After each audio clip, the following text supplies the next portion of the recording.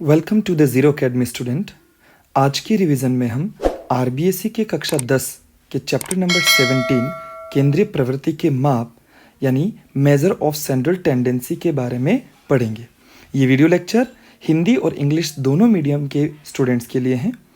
Video start करने से पहले आपको बता दूं, इस चैप्टर के सवाल एग्ज़ाम में 6 नंबर के पूछे जाते हैं और साथ ही इसमें जो समांतर माध्य, माध्यक, बहुलक मतलब मीन, मॉड और मीडियन के वर्गीकृत बारंबारता बंटन के सवाल यानी कि ग्रुप्ड फ्रीक्वेंसी डिस्ट्रीब्यूशन के जो सवाल हैं वो पेपर में सबसे ज़्यादा मिलते हैं। हालांकि मैंने इस पूरे चैप्टर के जितने भी सवाल हैं, जितने भी प्रकार के सवाल बनते हैं, वो सारे मैंने एक एक सवाल लेके आपको समझाया है। उम्मीद करूँगा कि आप इस वीडियो को अच्छे से देखेंगे जिससे आप सभी सवाल कर पाएंगे और साथ ही मैं चाहूँगा कि आप सभी सूत्रों को याद रखें। तो चलिए वीडियो स्टार्ट करते हैं।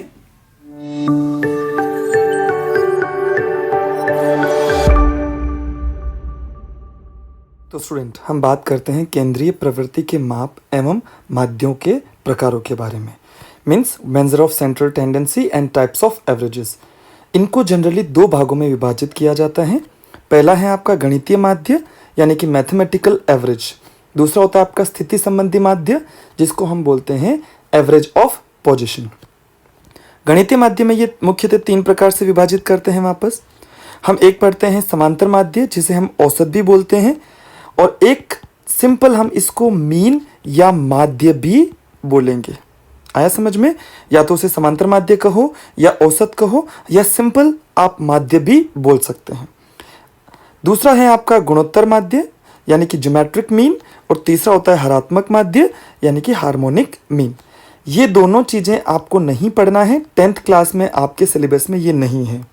आपको गणितीय माध्य में या मैथमेटिकल एवरेज में केवल समांतर माध्य पढ़ना है, और दूसरा है आपका स्थिति संबंधी माध्य जिसमें हम बात करते हैं माध्यक यानी कि मीडियन और बहुलक यानी कि मोड।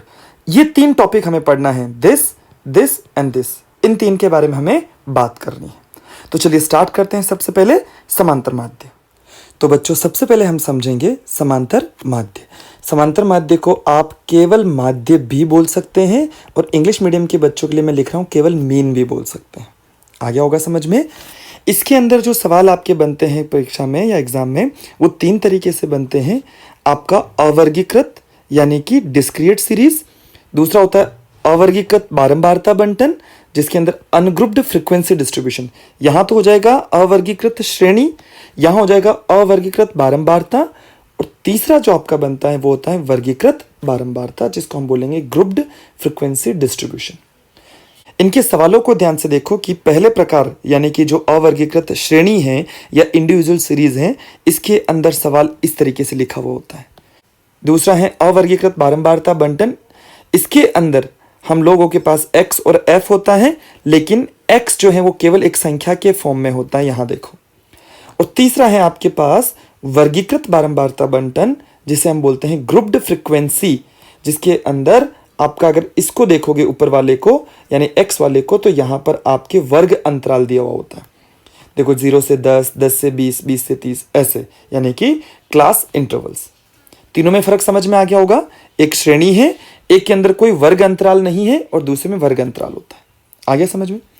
जब आपके पास केवल श्रेणी गिवन हो यानी कि एक सीरीज दे रखी हो, तब आप जब क्वेश्चन करते हो तो उसके लिए जो फॉर्मूला आप यूज करते हो, हिंदी मीडियम बच्चों के लिए ये रहा फॉर्मूला, आंकड़ों का योग बटे हुए आंकड़ों की संख्या। और इंग्लिश मीडियम वाले बच्चे लिख सकते हैं सम ऑफ ऑल ऑब्जर्वेशंस। जितनी भी ऑब्जर्वेशंस हैं उन सभी का सम divided by total number of observation. जितनी ऑब्जर्वेशन है वो। इन क्वेश्चन को किया कैसे जाता है, आपने किए भी हैं, बहुत अच्छे क्वेश्चन है। जब आप इस क्वेश्चन को करोगे, इन सवालों को करोगे, तो यहाँ पर क्या करते हैं, आंकड़ों का योग, कितने आंकड़े दे रखे हैं, कितने डेटा कितना दे रखा है, ऑब्जर्वेशंस कितनी है, देखो 1 2 3 4 5 6 7 8 9 10, ये 10 आंकड़े हैं टोटल। तो यानी कि ये आंकड़ों की जो संख्या है या टोटल नंबर ऑफ ऑब्जर्वेशन, ये तो हो जाएगी 10। आ गया समझ में? और आंकड़ों का योग, इन सभी को आपको जोड़ना है, तो 52 + 75 + 40 ऐसे करके जोड़ोगे तो ये आ गया जैसे 520 डिवाइडेड बाय यानी भाग देना है किसका, 10 का। तो यहां पर भाग देंगे, 0 से 0 कट जाएगा, तो आपका समांतर माध्य को ऐसे भी लिखते हैं बेटा, x करके ऊपर बार लगा देते हैं, और ये हो जाएगा आपका 52। ये आपका आंसर हो जाएगा ऐसा। तो जब भी कभी आपके पास सवाल में ऐसी श्रेणी दे रखी हो तो आप उस सवाल को सीधा इस तरीके से कर सकते हैं, इनमें ज्यादा टेंशन नहीं लेनी है, ठीक है। फिर बात करते हैं अवर्गीकृत बारंबारता बंटन। इसके सवाल एग्जामिनेशन में कैसे करते हैं, देखो। तो इस सवाल के अंदर x और f दे रखा है। सबसे पहले जब भी आप इस सवाल की शुरुआत करेंगे तो x और f को इस तरीके से लिखेंगे, पहला काम आपको यही करना है। दूसरा, जब भी ये सवाल करेंगे तो आपको हमेशा ऐसे एक सारणी बनानी पड़ेगी, एक टेबल बनानी पड़ेगी, बिना इसके आप ये सवाल नहीं करेंगे। तीसरी चीज, आपको ये भी ध्यान रखना है कि जो भी उसके रिलेवेंट या जो भी उसके सूत्र हैं, फॉर्मूले, वो भी आपको लिखने हैं। समझ में आ गया होगा। केवल फॉर्मूला लिखने के भी आपको एग्जामिनर कभी कभी आधा नंबर दे देता है। अब देखो ये सवाल कैसे करते हैं। जब आप x और f को इस तरीके से लिख लेंगे जैसा कि मैंने यहां लिखा हुआ है, अगला काम यहां इस फॉर्मूले को ध्यान से देखना है। इस फॉर्मूले में लिखा हुआ है सिग्मा f और x में भाग देना है सिग्मा f का। अच्छा, एक चीज और ध्यान देना है, किसी किसी बुक में ये जो सिग्मा f है, इसी को वो लोग कैपिटल N भी बोलते हैं, यानी मैं इसी की जगह पे कैपिटल N भी लिख सकता हूं, दोनों एक ही चीज है बेटा। अब देखो सिग्मा और यहां पर है fx, क्या मतलब होता है इसका, पहले उल्टा चलना है, इधर से चलो। देखो x f का मतलब हो जाएगा दोनों को आपस में गुणा करना है, क्योंकि इनके बीच में कोई साइन नहीं है, कोई चिन्ह नहीं है, हम बोलेंगे दोनों को पहले गुणा कर दो। तो x और f को गुणा करेंगे, तो 1 को 2 से गुणा करेंगे तो क्या हो जाएगा आपका 2, 2 को 5 से गुणा करेंगे तो 10, 3 को 6 से करेंगे तो 18, 4 को 4 से करेंगे तो 16, 5 को 2 से करेंगे 10 और 6 को 2 से करेंगे तो 12। समझ में आ गया होगा। यानी कि 1 × 2 2, 2 × 5 10, 3 × 6 18, 4 × 4 16, 5 × 2 10, 6 × 2 12। फिर उसके बाद में यहां दे रखा है सिग्मा, ये सिग्मा दे रखा है। इस सिग्मा का मतलब होता है कि इसके पीछे जो भी आपने ये लिखा हुआ है वैल्यू या मान लिखा हुआ है, इनको आपस में जोड़ दीजिए। सिग्मा का मतलब ही होता है जोड़ना। तो हम क्या करेंगे, ये जितने भी वैल्यूज हमने लिखी हैं, ये जितने भी मान हमने लिखे हैं, इन सबको आपस में जोड़ देंगे। तो जब आप इन सबको आपस में जोड़ोगे तो यहां पर हो जाएगा 68 या 68। आ गया होगा समझ में। उसी तरीके से यहां पर लिखा हुआ है सिग्मा एफ, और सिग्मा एफ का मतलब क्या होता है कि एफ की जो भी मान है या वैल्यू है उनको आपस में जोड़ दीजिए। तो मैं क्या करूंगा, एफ के जितने भी मान है इनको आपस में जोड़ दूंगा, तो यहां हो जाएगा 21 या 21। अब काम आपका आसान हो जाएगा। कैसे, देखो सबसे पहले सिग्मा एफ एक्स क्या है, यहां देखो 68 यानी कि 68, तो यहां मैंने लिख दिया है 68, इसमें भाग देना है किसका, 21 का, क्योंकि इसका मान कितना था 21। समझ में आया। जब आप इसको भाग देंगे तो आपका उत्तर आएगा 3.23, या फिर मैं ऐसा बोल सकता हूं 3.23, और यही आपका आंसर हो जाएगा, उत्तर हो जाएगा। उम्मीद करूं आपको समझ में आया होगा कि अगर आपके पास अवर्गीकृत या अनग्रुप्ड फ्रीक्वेंसी डिस्ट्रीब्यूशन हो तो आपको यह सवाल कैसे करना है। ठीक है, अगला हम देखते हैं वर्गीकृत बारंबारता बंटन, जिसके अंदर हम बात करेंगे ग्रुप्ड फ्रीक्वेंसी डिस्ट्रीब्यूशंस की। ये तो हो गई आपकी फ्रीक्वेंसी, ये देखो, और यहां पर ये जो वैल्यू दे रखी ना ऊपर वाली, इसके अंदर ये क्या बने हुए, ग्रुप बने हुए, 0 से 10, 10 से 20, 20 से 30, 30 से 40, इस तरीके से। अभी जो क्वेश्चन किया था उसको हमने इस वाले सूत्र से किया। अगर हम चाहते तो उसको इस वाले सूत्र से भी कर सकते थे और इससे भी कर सकते थे। उत्तर तीनों ही विधि से या तीनों ही सूत्रों से आपके जो उत्तर या जो आंसर्स हैं वो सेम आते हैं, आंसर्स में कोई चेंजेस नहीं होते। अब अगला मैं इस सवाल को कर रहा हूं जिसके अंदर हम लोग विचलन विधि और पद विचलन विधि दोनों को अच्छे से सीखेंगे। हाँ, परीक्षा में वैसे अगर वो आपसे पूछता है इनमें से कोई भी सवाल देखे कि आप इससे समांतर माध्य ज्ञात कीजिए, तो एक तो सवाल तो आपको समझ में आ गया होगा। ऐसा दिया जाए तो ये वाला सूत्र लगाना है, और इन दोनों में से किसी भी तरीके से अगर आपको सवाल देता है तो आप या तो इससे करें या इससे करें या इससे करें। तीनों में से किसी से भी करें कोई फर्क नहीं पड़ता है, आपके आंसर्स या जो उत्तर हैं वो सेम आएंगे। तो अभी हमने इस सवाल को इस वाले मेथड से किया था तो आपको आ गया होगा। अब हम क्या करेंगे, ये तो समझ में आ गया है, अब हम इस सवाल को इन दोनों विधियों से करेंगे। तो चलिए स्टार्ट करते हैं। तो बच्चों देखो कि वर्ग अंतराल का जब सवाल आपके सामने होता है तो किस तरीके से किया जाता है। देखो सवाल में दे रखा है कि निम्न बारंबारता बंटन का पद विचलन विधि से माध्य ज्ञात कीजिए। यहां तो इसने बोल दिया है पद विचलन विधि, तो हम लोग क्या करेंगे, विचलन विधि से भी इसका मान ज्ञात करेंगे। पहले हम लोग इसको देखते हैं। पहले आपको मैं बता देता हूं कि हमने अभी बात करी थी कल्पित माध्य की, और कल्पित माध्य में ये दो तरीके से करते हैं, विचलन विधि और पद विचलन विधि। पहले हम कल्पित माध्य से विचलन विधि वाला सूत्र लगा के माध्य ज्ञात करते हैं। जब भी आपके वर्ग अंतराल दिए हुए हो तो उनको इस तरीके से लिखते हैं, और बारंबारता इसको हम लोग f बोलते हैं, तो वो यहाँ लिखा जाएगा इस तरीके से। ये पहला तरीका, ठीक है। टेबल इस तरीके से आपको बनानी है। यहाँ पर मैंने ये x जो है ना वो यहाँ लिखा है, कोई ज़रूरी नहीं है, आप चाहें तो इसके बाद में ये f लिख सकते हैं यहाँ पे, और इस x को यहाँ पर भी लिख सकते हैं। अब देखो ध्यान से, जब भी ये सवाल आप करोगे तो पहले आपको जो भी वर्ग अंतराल दिया हुआ हो उससे आप पहले x ज्ञात करेंगे, जो भी वर्ग अंतराल दिया हो। और x ज्ञात करने के लिए क्या करना पड़ता है, यहाँ पर ध्यान से देखेंगे, ये जो इधर वाली वैल्यूज या इधर वाले जो मान लिखे होते हैं इनको बोलते हैं निम्न सीमाएं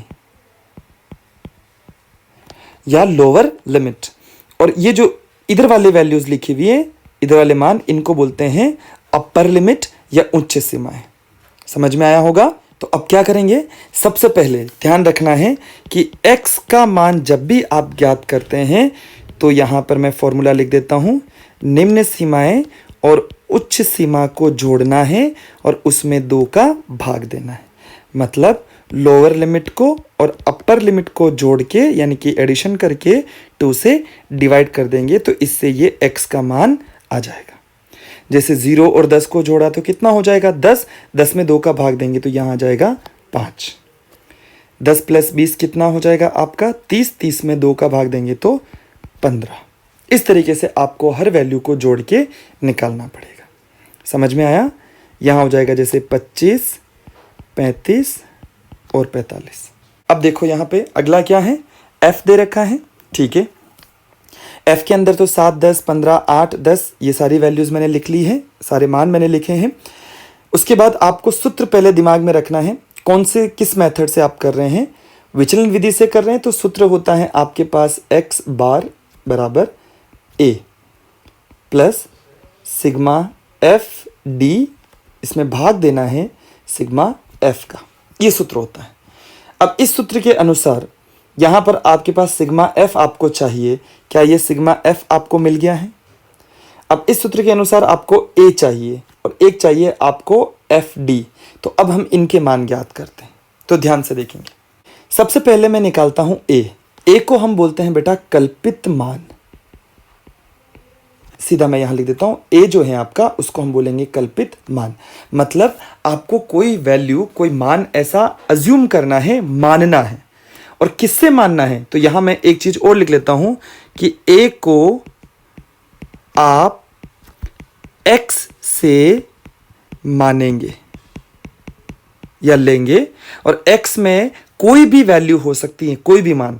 आप 5 भी रख सकते हैं a बराबर, जैसे मैं a = 5 रख सकते हैं, 15 रख सकते हैं, 25, 35, 45 इनमें से कुछ भी रख सकते हैं।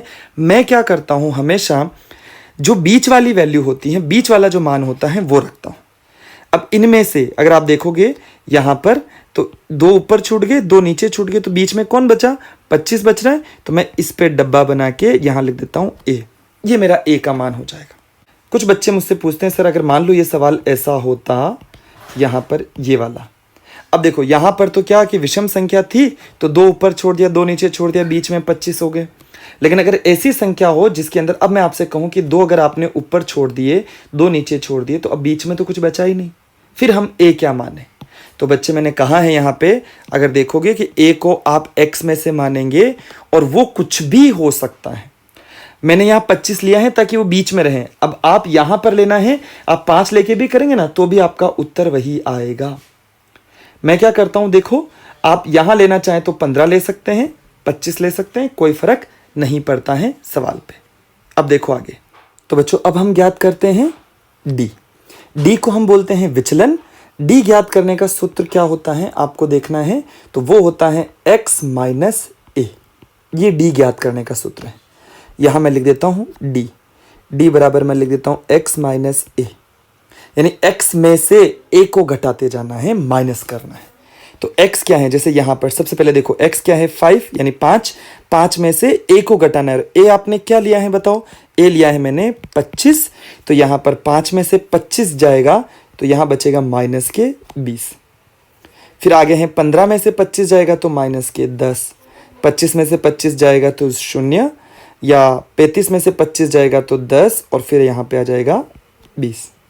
ये आपके मान आ गए डी के। समझ में आया। अब अगला क्या है देखो, फिर आपको यहाँ पर अगला दे रखा है डी के बाद में एफ और डी को गुणा करना है। चलो वे स्टार्ट करते हैं। तो इन दोनों को गुणा करके लिख देते हैं। तो 7 को माइनस के 20 से गुणा करेंगे तो यहाँ हो जाएगा माइनस के 140। यहाँ मैं लिख भी देता हूँ एफ और डी। 10 और माइनस 10 को गुणा करेंगे तो माइनस के 100। 15 को 0 से गुणा करेंगे तो 0। 8 को 10 से गुणा करेंगे तो 80, और 20 को 10 से गुणा करेंगे तो 200। समझ में आया आपको।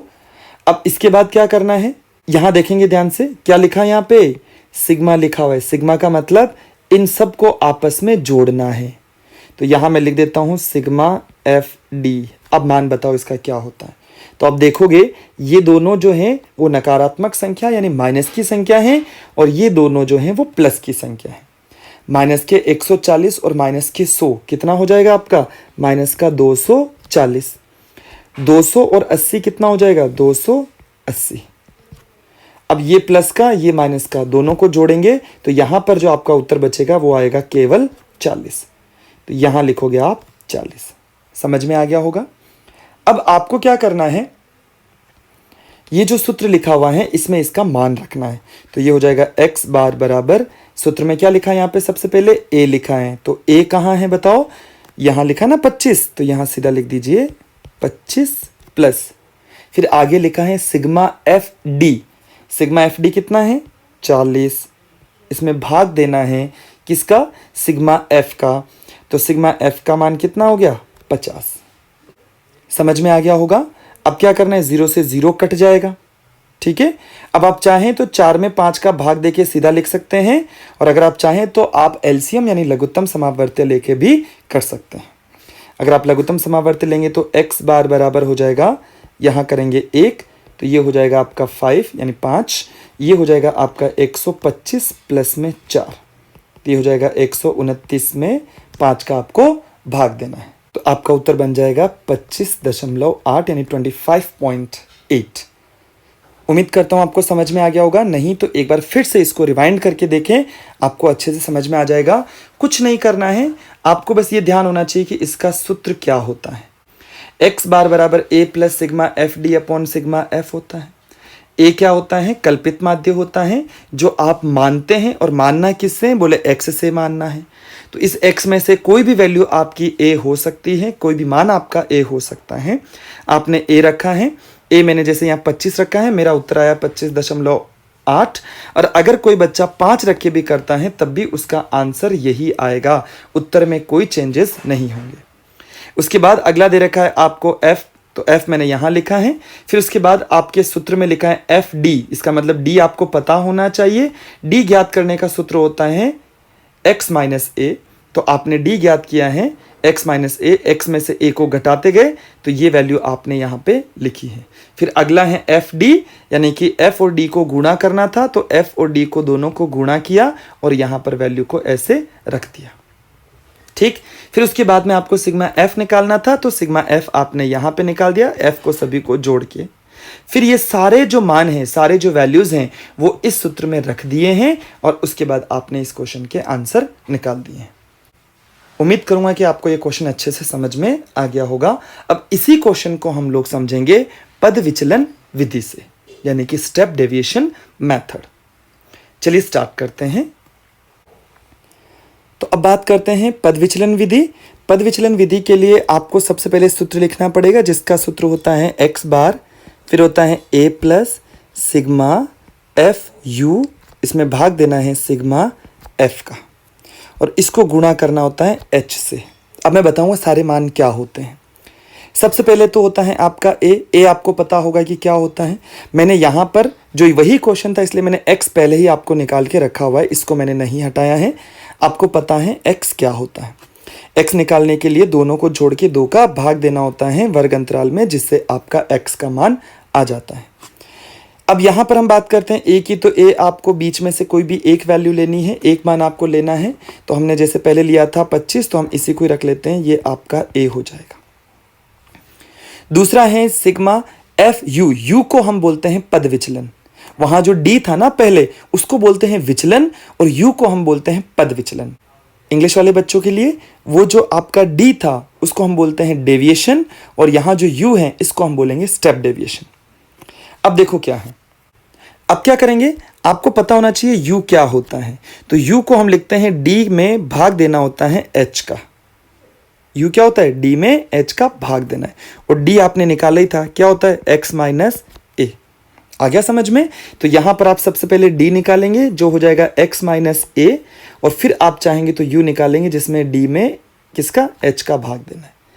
अब क्या करना है, d ज्ञात करना है। d ज्ञात करना आपको आता है, सेम सवाल था, आप d डायरेक्ट भी लिख सकते हैं, और बाकी आप ज्ञात करना चाहें तो लिख सकते हैं। x में से a को माइनस करते जाइए। तो a कितना था आपका यहाँ पे 25, 5 में से 25 गया तो माइनस के 20, माइनस के 10, 0, फिर यहाँ 10, और फिर यहाँ हो जाएगा 20। ये आपका d आ गया। अब यहाँ आता है h क्या है, h होता है जो वर्ग अंतराल है ना ये वाला, इन दोनों के बीच का अंतर। दोनों के बीच का अंतर जैसे 0 से 10 है, तो 10 में से 0 को माइनस करोगे तो कितना आ जाएगा, 10। ये आपका h हो जाएगा यहाँ पे। अब किसी को भी ले लो, जैसे मैंने यहाँ पे दिया तो 40 में से 30 गया तो कितना बचा, 10। कोई भी होगा, तो इस तरीके से आपको h निकालना होता है, जिसको हम बोलते हैं ऊंचाई या हाइट। अब d में आपको क्या करना है, h का भाग देना है। तो क्या करेंगे, यहाँ पे देखो ध्यान से, लिखेंगे -20, उसमें 10 का भाग देंगे तो यह हो जाएगा -2, -1, 0, 1 और 2। इस तरीके से u ज्ञात किया जाता है। अब क्या करना है, आपको f और u को गुणा करना है, क्योंकि सूत्र में यहां पर आप देखोगे तो sigma F you, sigma f तो आपका निकाल दिया आपने, ये देखो 50 ऑलरेडी है, a आपको पता चली गया है 25, और h आपको पता चल गया है कितना, 10। अब आपको केवल निकालना है क्या, सिग्मा एफ यू। तो सिग्मा एफ यू के लिए आपको f और u को गुणा करना पड़ेगा। 7 और -2 को गुणा करेंगे तो माइनस के 14, यहाँ लिख भी दीजिए पहले एफ यू, ये गुणा है। और 10 और -1 को गुणा करेंगे तो माइनस के 10, फिर यहाँ हो जाएगा 0, 8 को 1 से गुणा करेंगे तो 8, 10 को 2 से गुणा करेंगे तो 20। फिर आपको पता है सिग्मा एफ यू निकालना होता है, इन दोनों को जोड़ेंगे और इन दोनों को जोड़ेंगे तो ये हो जाएगा आपका माइनस के 24, और ये हो जाएगा आपका 28। 28 में से 24 जाएंगे तो यहाँ आ जाएगा आपका 4। अब सूत्र में मान रख देते हैं, x बार बराबर a कितना आया था, 25 प्लस 4 बटे वे 50, इसको गुणा करना है 10 से। 0 से 0 कट जाएगा। अगर आप ध्यान से देखेंगे तो जो इससे पहले वाला सवाल किया था वैसा का वैसा ही ये बन गया है। 129 में 5 का भाग देना है और आपका उत्तर आ जाएगा। समझ में आ गया होगा ये क्वेश्चन। हाँ तो बच्चों, अब बात करते हैं माध्यक या माध्यिका की। ये दोनों एक ही बात होती है। तो माध्यक यानी कि इंग्लिश में हम इसे बोलेंगे मीडियन। इसमें भी सवाल 3 तरीके से पूछे जाते हैं आपके। एक, अवर्गीकृत श्रेणी से माध्यक कैसे ज्ञात किया जाता है, मतलब फ्रॉम इंडिविजुअल सीरीज और डिस्क्रीट सीरीज। दूसरा, अवर्गीकृत बारंबारता बंटन दी हो तो कैसे माध्यक ज्ञात करते हैं, यानी अनग्रुप्ड फ्रीक्वेंसी डिस्ट्रीब्यूशन आपको दे रखा है। और तीसरा, वर्गीकृत बारंबारता बंटन से यानी कि ग्रुप्ड फ्रीक्वेंसी से।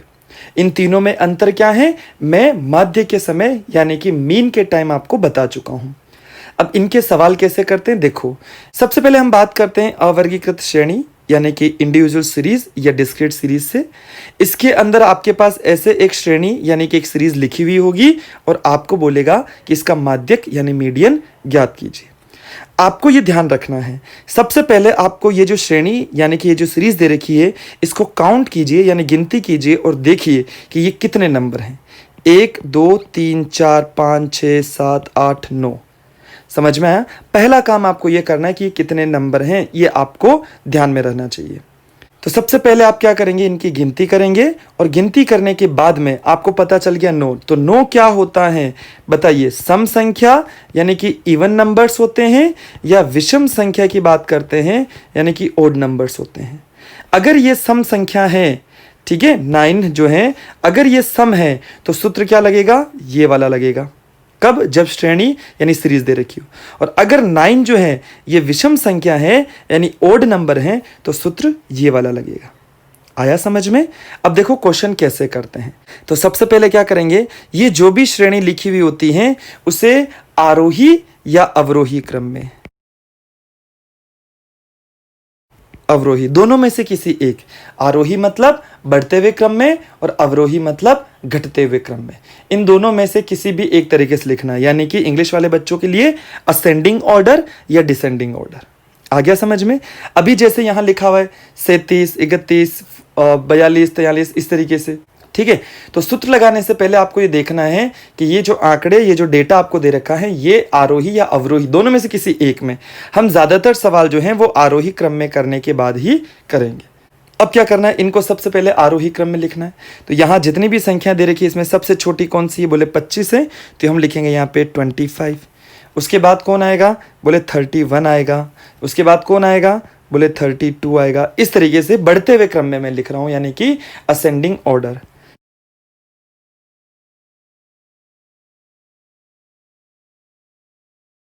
आ गया समझ में? अब इसके बाद ये संख्याएं गिनी थी ना अपन ने, कितनी थी टोटल? बोले 9 संख्याएं थी। तो 9 क्या होता है आपका? विषम की बात करते हैं, सॉरी ये हो जाएगा आपका विषम संख्या यानी कि ओड नंबर्स। और विषम संख्या है तो सूत्र कौन सा लगेगा? ये वाला लगेगा। इस सूत्र का क्या मतलब होता है? ध्यान से देखेंगे, जितनी संख्याएं हैं यहाँ पे यानी कि मैं बोल सकता हूं इसे n बराबर हो जाएगा 9।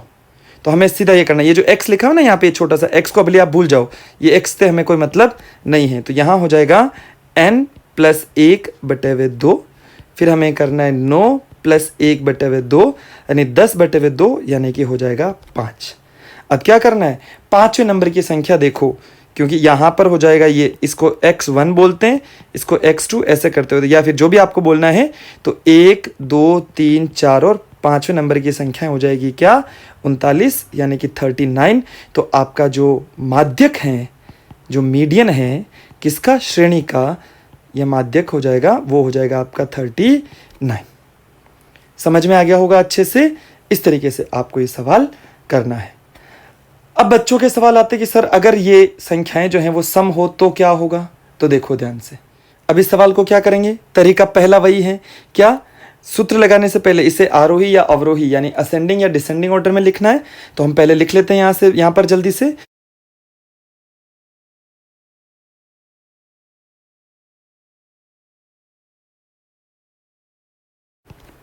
ये मैंने सभी नंबर को इस तरीके से लिख लिया है, असेंडिंग ऑर्डर या आरोही या अवरोही में भी अगर आप लिखें तो भी कोई फर्क नहीं पड़ता है।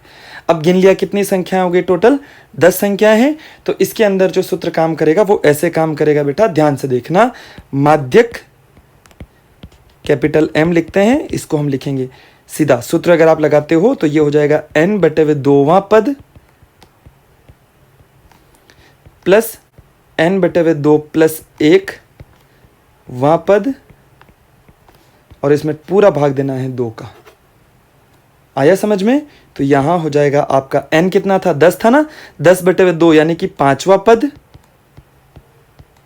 और n/2 5, 5 में 1 जोड़ेंगे तो कितना हो जाएगा? 6वां पद,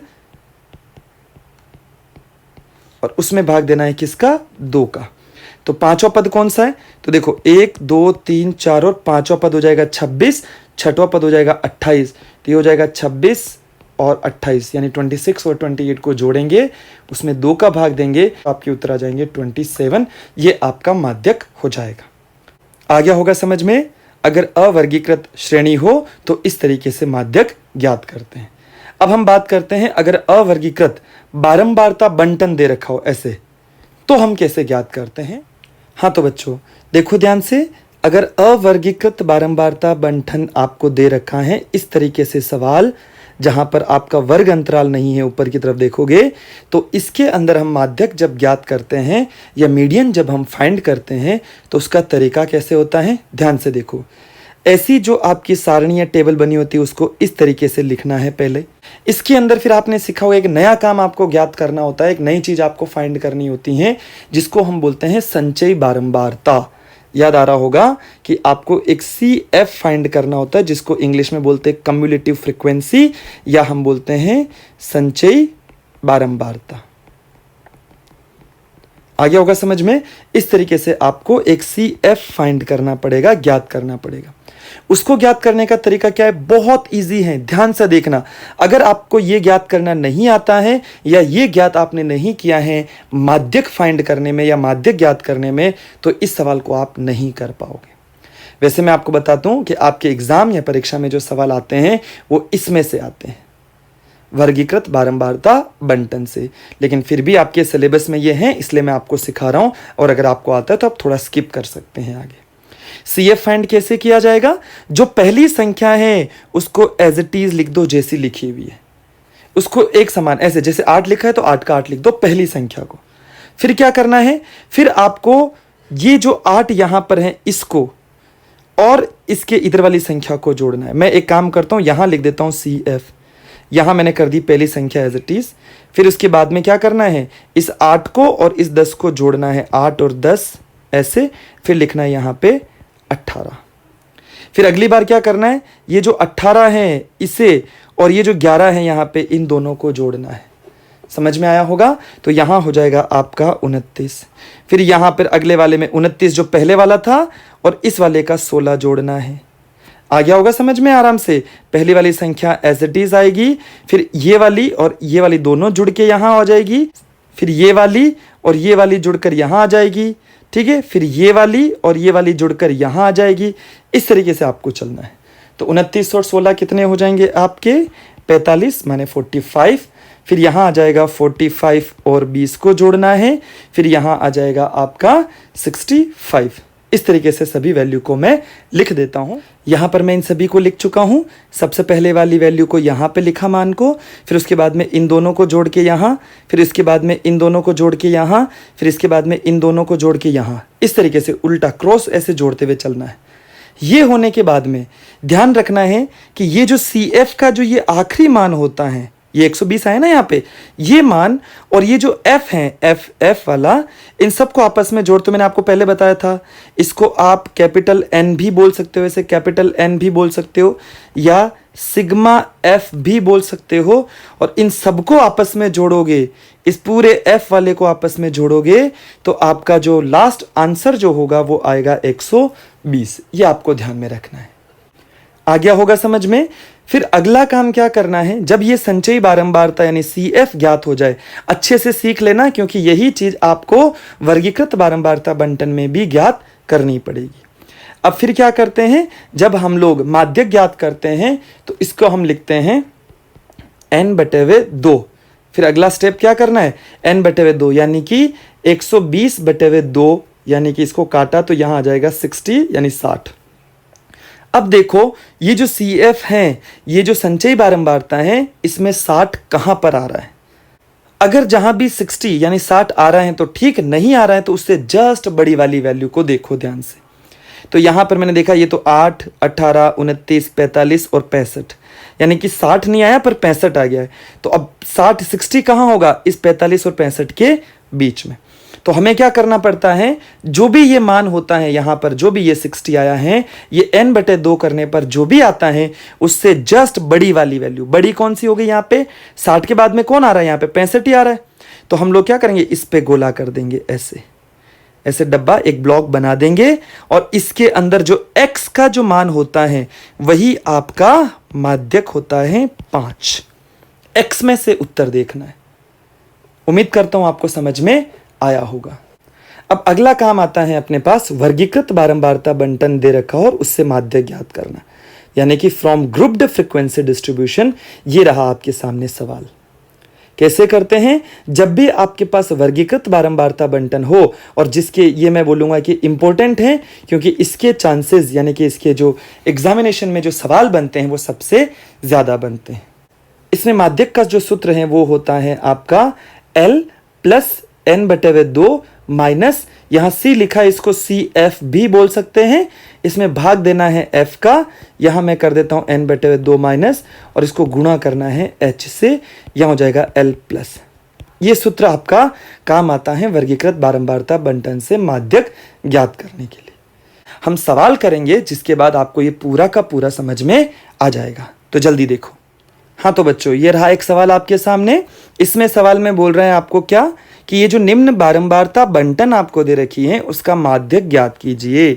सबसे पहले देखो कि ये कौन सी बारंबारता बंटन है, अवर्गीकृत या वर्गीकृत। तो हमने देखा कि ये तो वर्गीकृत है, वर्ग बने हुए यहाँ पे 10 से 25, 25 से 40, 40 से 45, यानी कि आपके क्लास इंटरवल्स आपको गिवन है 10 to 25, 25 to 40, 40 to 55 and so on. समझ में आया होगा आपको। तो उसके बाद जब आप इस सवाल की शुरुआत करेंगे तो ऐसे ही आपको एक टेबल, ऐसे ही आपको एक सारणी बनानी है जिसमें वर्ग का मान ऐसे लिखना है और ये जो फ्रीक्वेंसी या बारंबारता है उसको ऐसे लिखना है। उसके बाद मैंने आपको बताया था कि इसका सूत्र आपके ध्यान में होना चाहिए, जिसका मान होता है L plus N/2 minus C। इसमें भाग देना है F का और इसको गुणा करना है H से। अब इसको कैसे करते हैं देखो। सबसे पहला काम होता है C ज्ञात करना, संचयी बारंबारता यानी कम्युलेटिव फ्रीक्वेंसी ज्ञात करना। सबसे पहले वाले मान को एज इट इज लिख देते हैं जैसा लिखा हुआ है। फिर उसके बाद में 6 और 20 को जोड़ना है, यानी कि मैं यहाँ सिंपल लिख देता हूँ 6 और 20 को जोड़ना है, और फिर आपको लिखना है यहाँ पे 26। फिर अगले वाले मान में 26 और ये जो 44 हैं इन दोनों को जोड़ना है, और फिर यहाँ पे लिखना है, ये हो जाएगा 70। फिर क्या करना है, 70 में इस 26 को जोड़ना है जो यहाँ पे लिखा हुआ है, तो ये हो जाएगा 96 यानी 96। फिर क्या करना है, 96 में 3 को जोड़ना है तो 99 यानी कि 99, और 99 में 1 जोड़ना है, ये हो जाएगा आपका 100। इस तरीके से आपको संचयी बारंबारता ज्ञात करनी है। इसी के साथ जब इन सभी को आपस में जोड़ोगे तो यहाँ पर इसका अंतिम मान भी कितना आना चाहिए, 100 आना चाहिए। ठीक है, इसी को हम बोलते हैं कैपिटल N, या इसी को हम बोलते हैं सिग्मा F। इस तरीके से समझ में आया होगा। सबसे पहले हम करेंगे N/2 यानी कि 100/2 कटेगा तो ये आ जाएगा 50 यानी 50। अब 50 से जस्ट बड़ी वैल्यू देखनी है, जस्ट बड़ा कौन सा है वो देखो। तो हमने देखा कि 70 वाली जो वैल्यू है, ये 70 वाली वैल्यू, इसके ऊपर हम लोग ऐसे बना देंगे। ये हो जाएगा आपका जो यहाँ पे बना वो हो जाएगा माध्यक वर्ग अंतराल। तो हमने N/2 का मान लिख दिया है कितना, 50। और अब मैं अगर आपसे पूछूं माध्यक वर्ग अंतराल बताइए, मतलब क्लास इंटरवल क्या होगा मीडियन का, वो हो जाएगा 40 से लेकर 55 तक। आ गया समझ में। अब इसमें हमें देखना है कि L क्या होता है। तो माध्यक वर्ग की निम्न सीमाएं, माध्यक वर्ग कौन सा है, ये जो मैंने लाल लाल से बनाया है, तो इसकी निम्न सीमाएं क्या है, 40। तो ये हो जाएगा आपका L इज इक्वल्स टू हो जाएगा 40। N/2 50 है ये। F आपका कितना हो जाएगा, ये हो जाएगा 44, ये आपका F हो जाएगा। माध्यक वर्ग की जो बारंबारता है वो F हो जाता है, यानी फ्रीक्वेंसी हो जाएगी 44। फिर करना है आपके C कितना हो जाएगा। तो जो ये माध्यक वर्ग अंतराल लिया है इससे जस्ट एक पहले वाली संचयी बारंबारता, तो ये हो जाएगा आपका C 26। और H कितना हो जाएगा आपका, तो माध्यक वर्ग अंतराल जो है उसका अंतर कितना है, तो 55 में से 40 गया तो 15। समझ में आया। अब मैं इन सभी मानों को यहाँ रख देता हूँ, ये जो सूत्र लिखा हुआ है। तो L हो जाएगा आपका 40 प्लस N/2 हो जाएगा 50 में से आपका CF जाना है, C घटाना है, तो ये हो जाएगा 26 बटे F कितना है आपका 44, और H कितना आया 15। तो यहाँ हो जाएगा आपके पास 40 प्लस 50 में से 26 जाएंगे तो हो जाएंगे 24 बटे 44 इंटू 15। अब आप इनको काट पीट के जो भी आपसे 2 से कट के भाग भाग दे के आपका जो उत्तर आ जाएगा वो हो जाएगा 48.18 यानी 48.18। ये आपका मीडियन हो जाएगा, माध्यक हो जाएगा। उम्मीद करूंगा कि आपको ये सवाल समझ में आया होगा। हाँ तो बच्चों ये देखो आपके सामने ये है बहुलक। बहुलक मतलब मोड। क्या मतलब होता है इसका? बड़ा सिंपल और आसान सा मतलब है इसका, यानी ऐसा मूल्य या ऐसी कोई संख्या जिसकी बारंबारता सबसे अधिक होती है उसको हम बोलते हैं बहुलक। बारंबारता मतलब क्या होता है? जो बार बार आता है। तो जिस भी संख्या की बारंबारता सबसे ज्यादा होती है उसको हम बहुलक बोलते हैं। इसमें भी सवाल 3 तरीके से, लेकिन मैं फिर से कहूंगा इसमें और इसमें से सवाल नहीं आते हैं ज्यादातर, सबसे ज्यादा सवाल आपको मिलेंगे इसमें से। फिर भी हम लोग इन दोनों को भी 1 मिनट में खत्म कर देते हैं, जल्दी से देखो। जैसे पहला अवर्गीकृत श्रेणी, दूसरा अवर्गीकृत बारंबारता बंटन और तीसरा वर्गीकृत बारंबारता यानी कि individual series, ungrouped frequency distribution, ungrouped frequency distribution. इनके सवाल किस तरीके से होते हैं ये आपको समझ में आ चुका है, पहले ही मैं आपको बता चुका हूं। अब जैसे श्रेणी है तो इसके अंदर अगर मैं आपको सवाल लिखूं तो मैंने कहा जैसे 0 0 0 ऐसे कोई संख्या लिख दी, एक श्रेणी लिख दी। अब मैंने कहा इसका बहुलक बताओ कितना होगा, तो आपको देखना है कि इस पूरी श्रेणी में या इस पूरी सीरीज में कौन सी ऐसी संख्या है जो सबसे ज्यादा टाइम आ रही है, सबसे ज्यादा बार आ रही है। तो आप बोलोगे कि 1 2 3 4 5 6, 6 बार तो 0 आ रहा है, 1 2, 2 बार आपका 1 आ रहा है, और 1 बार आपका 2 आ रहा है, और 2 बार आपका 3 आ रहा है, और 1 बार आपका 5 और 6 आ रहा है। अब इसमें सबसे ज्यादा वाली संख्या कौन सी है जो रिपीट हो रही है, बार बार आ रही है? तो आपने बोला 0 वाली आ रही है, तो इसका जो मोड या बहुलक जो होगा वो आपका 0 हो जाएगा। यानी कि वो 0 जो है, 0 जो है वो आपका बार बार रिपीट हो रहा है, आ रहा है। समझ में आया? अब करना है अवर्गीकृत बारंबारता बंटन से। तो अब इसमें सवाल इस तरीके से होता है, इसमें भी बड़ा आसान है। आपको सीधा ये देखना है कि जितने भी प्राप्तांक आपके लिखे हुए हैं और जो विद्यार्थियों की संख्या आपके पास है, तो कौन से प्राप्तांक जो ऐसे हैं जो सबसे ज्यादा बार आए हैं। तो आपने देखा कि 30 1 बार, 31 5 बार, 32 15 बार, ऐसे करके आपने देखा। तो आपने देखा कि 34 जो हैं वो 20 बार आ रखे हैं, यानी 34 बार बार आए हुए हैं।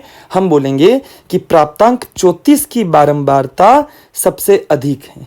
तो ये जो मोड होगा या बहुलक जो होगा बेटा, उसका जो उत्तर है वो हो जाएगा 34। वो संख्या जो सबसे ज्यादा बार आती है। जैसे अभी भी हमने देखा था ना कि 0 सबसे ज्यादा बार आया था, इसलिए हमने बोल दिया मोड यानी बहुलक हो जाएगा 0। यहां पर भी हमारे 34 जो हैं वो सबसे ज्यादा बार आए हैं, इसलिए हमने बोल दिया कि इसका मोड या बहुलक जो है वो हो जाएगा 34। आ गया समझ में? अगला आता है वर्गीकृत बारंबारता बंटन से, जिसमें वर्ग बने होते हैं। बहुत आसान है, सिर्फ इसमें आपको जोड़ बाकी गुणा भाग में ध्यान देना होता है, यानी कैलकुलेशन पे आपको ध्यान देना है। बाकी उसके अलावा ये सवाल बहुत ही आसान है।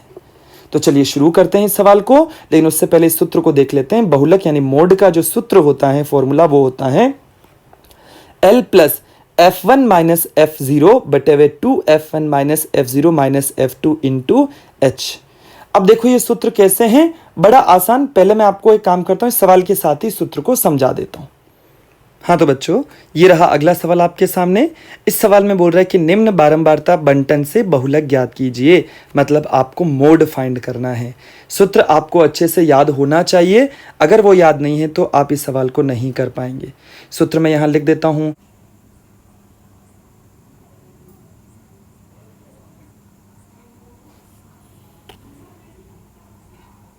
अब इस सवाल को शुरू करने के लिए सबसे पहले आपको देखना पड़ेगा कि ये जो आपका बारंबारता बंटन है, ये जो F यानी कि जो फ्रीक्वेंसी है, इसमें सबसे ज़्यादा मान किसका है वो देखना है आपको। तो आपने देखा कि सबसे ज़्यादा मान है इसका 44। तो जिसका भी मान सबसे ज़्यादा होता है, F में जो सबसे ज़्यादा होता है, उसको इस तरीके से गोला कर दो, पूरा का पूरा वर्ग को लेते हुए।